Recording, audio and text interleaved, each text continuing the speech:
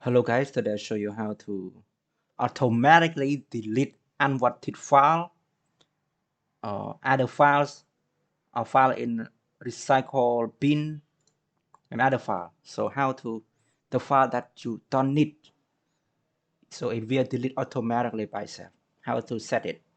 Click here, click setting, click on system, scroll down a little bit, storage, click on storage.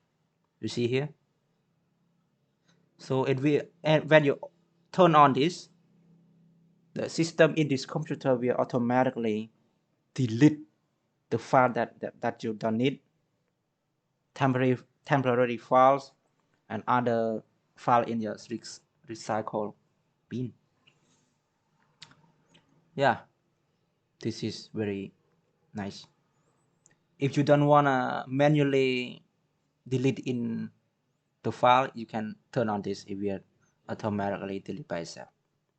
That's all for today. Hope you enjoy it. Please subscribe for more. Bye bye.